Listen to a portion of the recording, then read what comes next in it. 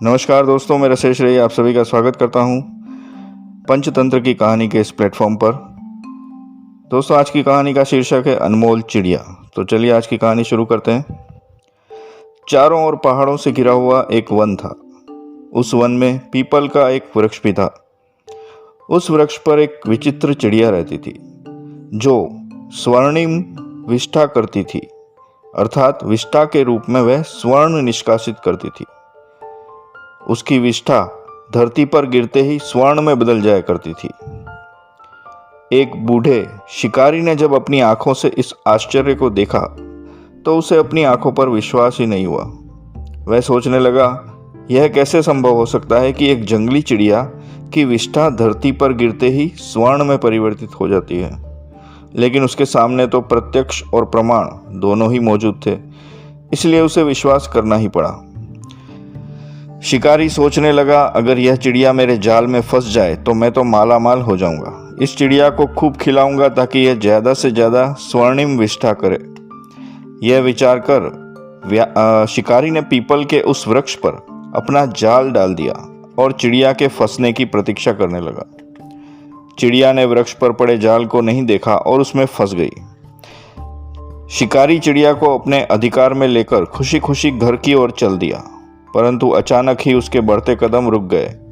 वह सोचने लगा, यह चिड़िया विचित्र और स्वर्ण विष्ठा करने वाली अवश्य है, लेकिन यह किसी भूत प्रेत अथवा पिशाच का रूप हुआ तो मैं कहीं धनवान होने की बजाय संकट में न फंस जाऊं। काफी देर सोच विचार करने के बाद शिकारी ने यह निष्कर्ष निकाला कि इस चिड़िया को घर न ले जाकर राजा को दे दूं और पुरस्कार प्राप्त कर लूं।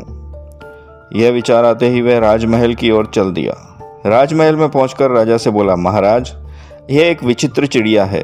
इसकी विष्ठा धरती पर गिरते ही सोने की हो जाती है, इसलिए मैंने सोचा कि इसे अपने अधिकार में लेकर आपको दे दूं ताकि इसकी स्वर्णिम विष्ठा से राजकोष में बढ़ोतरी हो। राजा उस चिड़िया को पाकर बहुत खुश हुआ और उसने शिकारी को बहुत सा धन पुरस्कार देकर विदा किया। राजा ने अपने सेवकों को बुलाकर कहा, यह चिड़िया अनमोल है, इसकी देखभाल में कोई कमी न रह जाए।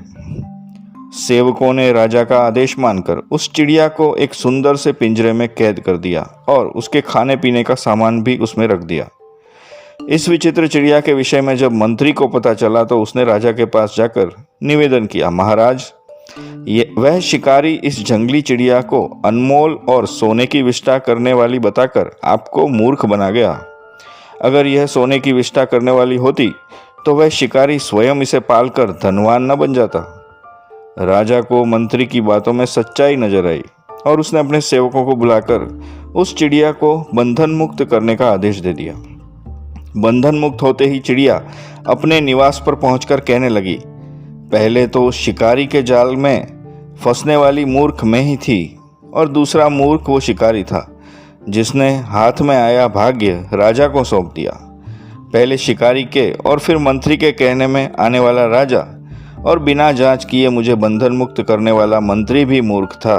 लगता है इस धरती पर मूर्ख ही मूर्ख भरे पड़े हैं। फिर वह चिड़िया खुशी से पीपल के उस वृक्ष पर एक डाल से दूसरी डाल पर उछल कूद करती हुई उड़ान भरने लगी। तो दोस्तों, ये कहानी यहीं समाप्त होती है। इस कहानी का सार है कि वह व्यक्ति मूर्खों की श्रेणी में आते हैं जो बिना जांचे परखे लोगों की बातों में आकर अपने भाग्य को अपने हाथों से गंवा देते हैं, जैसा कि इस कथा में पहले शिकारी ने और फिर मंत्री के कहने में आकर राजा ने किया। नमस्कार दोस्तों।